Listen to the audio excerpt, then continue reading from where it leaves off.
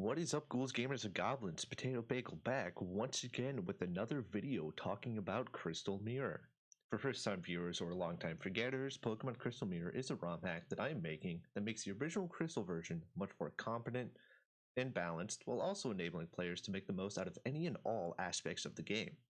I recommend you check out the playlist or whichever videos interest you.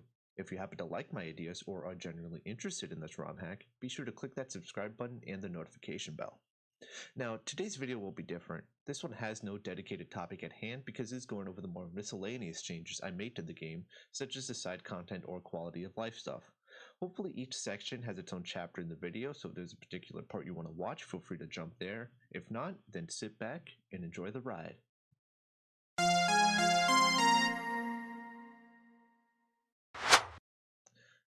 To start us off, we have a big one. I made Johto linear.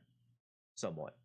For those that don't know what I'm talking about, after fighting Morty in Ecruteak City, the game splits off into two paths. To the west is Cianwood and Olivine, where you get the next two gym badges plus the Lighthouse quest, and to the east you have Mahogany, where the Lake of Rage and Rocket Hideout are, along with another gym.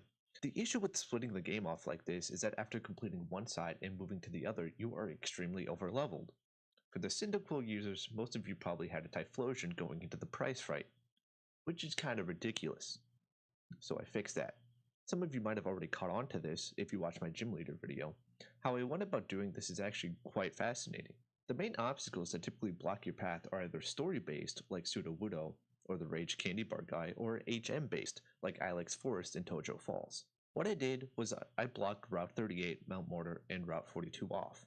I used Surf as an obstacle to block off Route 38, and for Route 42, I just used trees to block the waterway leading to Mahogany. For Mount Mortar itself, I put a strength boulder in the entrance. But Higgles, you might ask, we already have access to strength, so that's just a meaningless obstacle. To which I say, fuck you, not for long. What I mean by that is that the game does a funny little stupid thing that I turned into a clever little smart thing. You see, upon beating Chuck, you get the Storm Badge, allowing you to use Fly outside of battle. But to get Fly, you need to talk to Chuck's wife after beating Chuck. For comparison, getting the plain badge allows you to use strength outside of battle. At that point, the only thing stopping you from using strength is the fact that you don't have strength yet. You see where I'm going with this? If I were to hypothetically and with 100% certainty switch these two badge requirements, I could then use strength boulders as an obstacle to prevent people from going through Mount Mortar, while also enabling players to have access to Fly at the same time they normally would. This also makes the badges make sense too, as plane sounds like plane, and planes fly, while Chuck can demonstrate his strength to you before the battle, and beating him grants you that same power. What this inadvertently does is make Chuck the only requirement you need to get access to Mahogany Town, therefore still having some branching decision making if you wanted to. However, the levels don't scale that way, so you will be overleveled for the Olivine gym should you choose to do that. Anyways, if you stick to the intended path, you'll notice that the levels of trainers and wild Pokemon will be higher compared to the vanilla game. This is to maintain that same sense of difficulty and linearity you had during the first 4 badges, meaning that you cannot breeze through everything with ease. The rest of the game will play out normally, just with a slight level boost. For those that want a more relaxed approach, or just want to play Animal Crossing, all the decorations are available. Completing certain milestones or talking to the right people will grant you various decorations. You know those weekday siblings? The ones that give you those type boosting items? Well, they now give you the 3 plants and 4 carpets that are in the game. Bill's grandpa will give you some dolls for showing him the right Pokemon, and others are just in the right places. Some of the dolls have been changed mostly because I wanted there to be a doll for every type of Pokemon. Every item in the game is available to buy, with a few exceptions like the Master Ball and Berserk Gene. All the evolution stones are in the Goldenrod department store, while the other evolution items are in the Mahogany Bazaar after clearing the radio tower. The berries can be bought from the Goldenrod Berry Store, and the Battle Tower clerks will give you access to every single other held item in the game, from the type boosting items to the Pokemon exclusive ones. Part of the reason I did this was because of moves like Thief and Bug Bite. These moves steal your held items permanently. That's not my decision, that is simply how it is programmed. So rather than trying to figure out a way to get your items back, I just made them available to buy. Pressing select when looking at a Pokemon in the Pokédex now lets you look at its shiny colors. I did this because I plan on changing a lot of the shinies because they suck.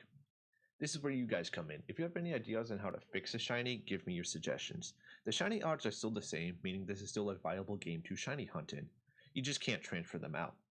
The odd egg is a guaranteed shiny, having a 50% chance of being a shiny Ditto and 10% for the Kanto starters, Dratini, and Larvitar each. The shiny Ditto comes in handy for breeding for a shiny, but if you don't want to hunt, the Kanto starters and Pseudos are good Pokemon to have on the team. The following things I'm about to say are just some other miscellaneous things that exist within the game, so these don't fall under any other category, so just stay back and listen. The running shoes now exist, you get them right off the bat, just hold B. The playable characters now have different designs. This doesn't change anything, but they are now blue and purple. There's nothing to gain or lose from this, I just wanted to make new protagonists. Every Pokemon is catchable in some way.